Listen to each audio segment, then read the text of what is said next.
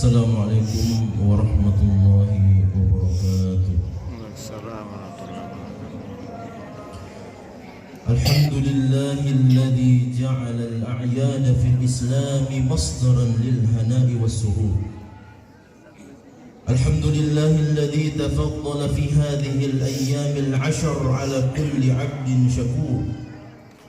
Subhanahu ghafiril dhanbi wa qabilit tawbi shadidil iqab. Nahmaduhu ala ni'amin atammaha wa afiyatin asbaghaha wa mihanin rafa'aha wa kurubin kashafaha wa nashkuruhu ala ma syara'a lana minal manasik wa ma 'allamna minal ahkami wasyara'i' walaulahu subhanahu ladhalalna. وأشهد أن لا إله إلا الله وحده لا شريك له صدق وعده ونصر عبده وأعز جنده وهزم الأحزاب وحده وأشهد أن محمدا صلى الله عليه وسلم عبده ورسوله صاحب الوجه الأنور والجبين الأزهر وأفضل من صلى وزكى وصام وحج واعتمر وجاهد ونحر صلى الله عليه وعلى آله وصحبه وسلم تسليما مديدا وأكثر. الله أكبر الله أكبر الله أكبر الله أكبر الله أكبر الله أكبر الله أكبر الله أكبر الله أكبر لا إله إلا الله الله أكبر الله أكبر walillahil hamd. Amma ba'd, kaum muslimin yang dirahmati Allah, pagi hari ini sungguh diliputi berkah dan limpahan nikmat yang tidak dapat kita hitung. Salah satu di antaranya adalah nikmat kehidupan kembali dalam keadaan sebagai seorang muslim dan mukmin yang mentauhidkan Allah. Kita bangun kembali dan mengawali hari kita dengan bersujud kepada Allah dalam balutan rasa aman dan kebercukupan, tanpa ada teror dan ancaman pada jiwa. Maka berjuta-juta bahkan bermiliar-miliar hingga tak terhingga lagi ungkapan syukur kita ungkapkan bersanding pujian tak terbatas kepada Sang Penguasa alam semesta, Sang Pengatur kehidupan dengan semua hikmah di baliknya yang seringkali tidak dapat kita jangkau. Maka segala pujian tertinggi dan termulia hanya untuk Allah. Segenap ungkapan syukur tak terbatas ini hanya untuk Allah Azza wa Jalla. Kaum muslimin yang dirahmati Allah, Idul Adha akan selalu mengajak kita kembali mengenang dan tertegun pada sosok manusia mulia bernama Ibrahim alaihissalam, Khalilur Rahman, kekasih Allah dan ayahanda para nabi dan rasul Allah. Satu sosok mulia yang nilai dan kadar kemuliaannya di sisi Allah Ta'ala setara dengan sebuah umat. Sebagaimana firman Allah, Inna Ibrahim kana ummatan qanitan lillahi hanifan wa lam yakun minal musyrikin. Sesungguhnya Ibrahim itu seorang diri adalah sebuah umat yang tunduk menghamba kepada Allah, tegak lurus di atas jalan tauhid dan tidak pernah menjadi manusia yang melakukan kesyirikan. Kisah kemuliaan Nabi Ibrahim alaihissalam itu telah dimulainya sejak beliau masih muda. Dimulai sejak Ibrahim muda dengan tegas memilih tauhid sebagai jalan hidupnya. Dimulai sejak Ibrahim muda menyatakan penolakan tegasnya terhadap penyembahan pada berhala-berhala tak berdaya. Dimulai sejak Ibrahim muda dengan gagah berani menerima semua risiko untuk memilih tauhid sebagai jalan hidupnya. Dibakar hidup-hidup oleh Raja Namrud, sebuah kisah penyiksaan paling fenomenal dalam sejarah manusia yang justru berakhir bahagia bagi Ibrahim muda dan berujung kematian yang hina bagi Namrud, sang penguasa peradaban sekelas Babilonia. Allah Subhanahu wa taala berfirman, wa aradu bihi kaidan faja'alnahumul akhsarin. Dan mereka ingin menghancurkan Ibrahim, namun kami justru menjadikan mereka sebagai orang-orang yang paling merugi.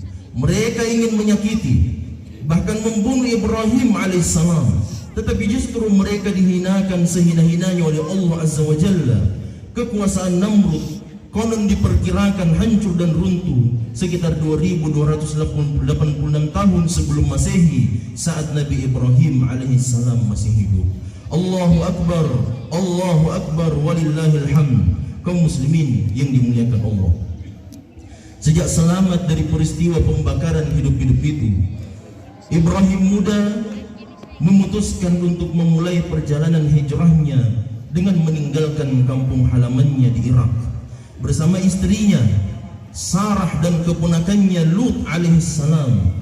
Nabi Ibrahim alaihissalam menapaki bumi Palestina, lalu melanjutkan perjalanan ke Mesir, di mana Ibrahim alaihissalam dalam sebuah kisah yang menakjubkan bersama penguasa Mesir yang nyaris merampas istrinya, Ibrahim alaihissalam justru mendapatkan seorang wanita salihah bernama Hajar, sosok yang kemudian menjadi ibu dari salah satu putra tercintanya, yaitu Ismail alaihissalam. Allah Ta'ala berfirman, وَنَجَّيْنَاهُ وَلُوطًا إِلَى الْأَرْضِ الَّتِي بَارَكْنَا فِيهَا لِلْعَالَمِينَ, yang artinya, dan kami Allah telah menyelamatkan Ibrahim dan Lut ke bumi yang kami berkahi untuk alam semesta.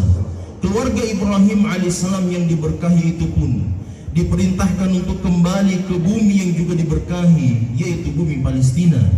Di bumi Palestina itulah, di tengah rasa rindu yang mendera pada seorang anak, Nabi Ibrahim alaihissalam bermunajat kepada Allah Ta'ala, Rabbi habli minas salihin, wahai Tuhanku, karuniakanlah untukku keturunan yang termasuk orang-orang yang saleh. Dan Allah Azza wa Jalla menjawab doa itu.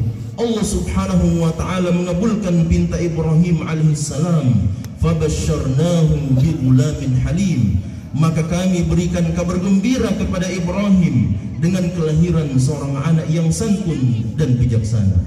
Itulah Ismail alaihissalam, seorang anak yang saleh yang kelak tercatat nama harum namanya dalam sejarah dengan lahirnya sosok nabi dan rasul termulia dari keturunannya, yaitu Nabi kita Muhammad sallallahu alaihi wasallam. Allahu Akbar, Allahu Akbar, Allahu Akbar, walillahil hamd.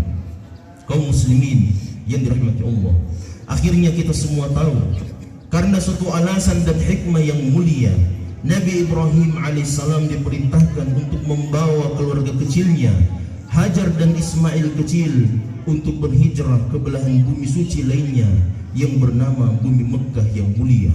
Sejak saat itu, kisah perjalanan kehidupan Nabi Ibrahim alaihissalam adalah kisah perjalanan antara bumi Palestina dan bumi Mekkah, antara Baitul Maqdis yang suci di Palestina dan Ka'bah yang mulia di tanah Mekkah. Jalinan kisah antara tanah suci Mekkah dan tanah suci Al-Quds di Palestina adalah jalinan kisah cinta yang telah lama dijalin oleh sang bapak tauhid Ibrahim alaihissalam. Kisah yang bahkan telah terjalin jauh sebelum dua tanah suci itu dirajut kembali dalam perjalanan Isra Mi'raj baginda Rasulullah Muhammad sallallahu alaihi wasallam. Karena itu, kaum muslimin sekalian, para penempuh jalan tauhid sejati, sampai kapanpun saat kita berbicara tentang sosok Nabi Ibrahim alaihissalam, kita tidak akan dapat melepaskan diri dari dua bumi suci para ahli tauhid sepanjang zaman, yaitu bumi Mekkah dan bumi Palestina. Sosok Nabi Ibrahim lah yang mengukuhkan identitas tauhid pada kedua bumi suci itu. Sejak semula Nabi Ibrahim alaihissalam telah mengukir prasasti sejarah bahwa dua belahan bumi suci itu adalah hak milik para ahli tauhid, tanpa melihat ras dan garis keturunan mereka. Bahwa siapapun kita, bangsa Arab atau non-Arab, berdarah Asia atau Afrika, berbahasa Arab atau berbahasa Melayu, jika engkau adalah hamba yang mentauhidkan Allah, jika engkau membawa misi tauhid yang dibawa oleh para nabi dan rasul, maka engkau berhak, bahkan berkewajiban menjaga kedua tanah suci itu. Karena bumi Palestina adalah tanah yang dijanjikan Allah kepada siapapun yang berjuang untuk menjaga tauhid hingga akhir zaman. Oleh karena itu, kaum muslimin yang dimuliakan Allah, dari sini kita